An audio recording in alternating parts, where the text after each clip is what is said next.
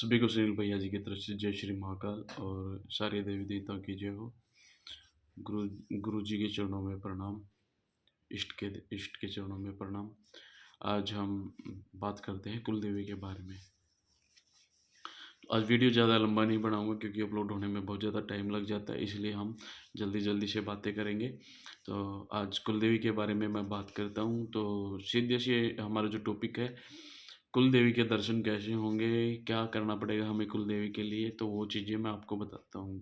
सारी चीज़ें कुल देवी के बारे में, केवल एक ही टॉपिक रहेगा कुल देवी का। तो कुल देवी के लिए हमें सबसे पहले तो यही है कि हमारी कुल देवी है कौन। अगर हमें नाम का पता है तो अच्छी बात है, तो आप डायरेक्ट जाके जहाँ भी उनका जो भी स्थल है, तो आप वहाँ जाके उनकी पूजा अर्चना कर सकते हैं। वहाँ पे आप उनकी पूजा दे सकते हैं, आप उनका भोग भी दे सकते हैं। लेकिन मेन चीज़ क्या होती है, जैसे जो साधक होते हैं, जो भक्त होते हैं, तो वो क्या, क्योंकि जो साधक है उसको पता है कि हमारी कुल देवी और कुल देवता और जो इष्ट है उसके बगैर हमारा काम नहीं चलेगा, ठीक है। क्योंकि लगभग जो हमारे कार्य सिद्धि में जो काम होते हैं वो कुल देवी और कुल देवता ही करते हैं। तो मैं कुल देवी के बारे में आज हम थोड़ा सा डीपली से बात करेंगे।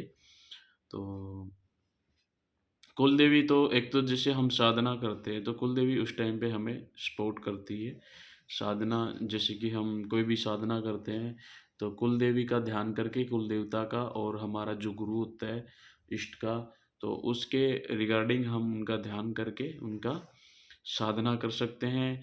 और मान लो जैसे कि हम शिव चालीसा करते हैं, शिव चालीसा करते हैं, उसके अंदर अभी हमें ज़्यादातर हमें कुलदेवी का या कुलदेवी का कुलदेवता का हमें दर्शन होता है।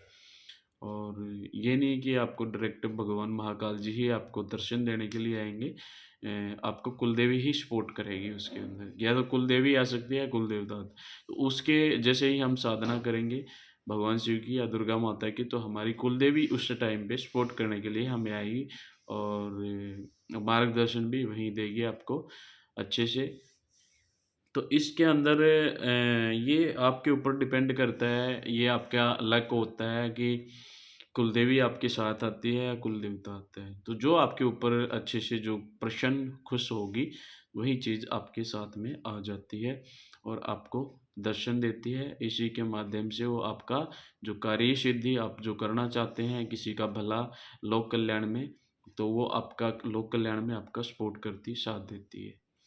और इसका भोग जो होता है वो सिंपल सा ही भोग होता है। आप जो तामसिक जो भोग लगाते हैं, बहुत सारे लोगों की जो है जो कुल देवी होती है वो तामसिक भोग भी लेती है। लेकिन कोई भी देवी, देखो मेरे रिगार्डिंग, कोई भी देवी कोई भी तामसिक भोग नहीं लेती है।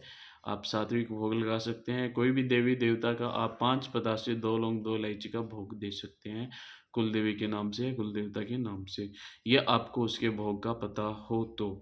यानी हमारे जैसे अभी इधर में जैसे हरियाणा है, तो हरियाणा के अंदर कुल देवी में किसका नाम आता है? ज़्यादातर शीतला माता का आता है। गुड़गाँव वाली जो माता है शीतला माता, मशाणी भी बोल देते हैं उसको। और इधर में हमारे हरियाणा में 3 ही चलती हैं।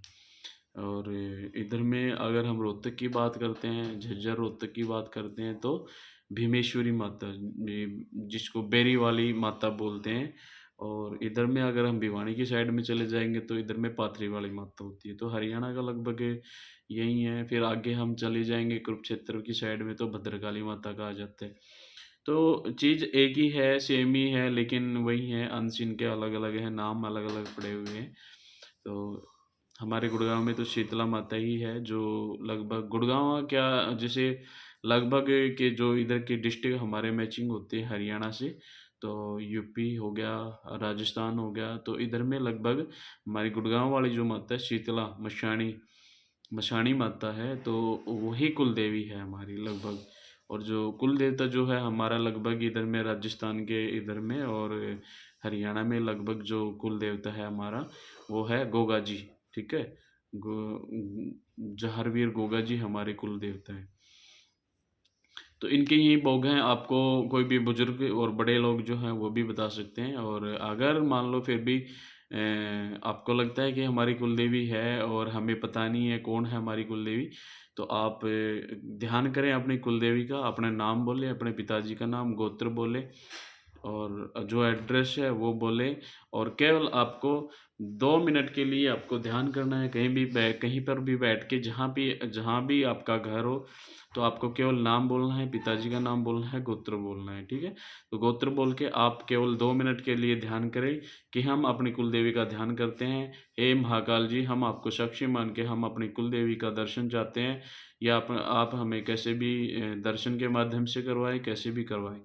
तो आप केवल ये चीज़ आप बोल दें और 2 मिनट का ध्यान करें। 2 मिनट के बाद में हो सकता है महाकाल जी आपको दर्शन के माध्यम से, सौपन के माध्यम से आपको कुलदेवी के दर्शन करा दें और आपकी जो कुलदेवी है वो आपको आगे मार्गदर्शन दे, गाइडलाइन दे। तो यही हम कुलदेवी के बारे में आज हमने इतना बताया, ज़्यादा वीडियो को हम लंबा नहीं करेंगे। इसी के साथ में कुलदेवी जो है आपके घर पे पहुंच जाएगी, इतना बोलने से ही। तो टेंशन लेने की बात नहीं, जब तक सुनील भैया हैं आपको कोई टेंशन वाली बात नहीं है, चिंता करने की ज़रूरत नहीं है। और इसी के साथ में जय श्री महाकाल का आप जयकारा लगा दें और चैनल को सब्सक्राइब नहीं किया तो चैनल को सब्सक्राइब कर लिया करो और कमेंट करने में शर्म ना किया करो जय श्री महाकाल का, क्योंकि मैं देख रहा हूँ जो बहुत सारे लोग जो वीडियो देख लेते हैं कमेंट करने में पता नहीं उनको क्या हो जाता है, हो सकता है हाथ पाँव एकदम से रुक जाते हो और कुछ कह नहीं सकते, हो सकता है कोई भगवान मना कर दे उनको कि नहीं नहीं नहीं कमेंट नहीं करना है जय श्री महाकाल का, देख ले वीडियो को, ठीक है? तो कोई नहीं भाई, जय श्री महाकाल।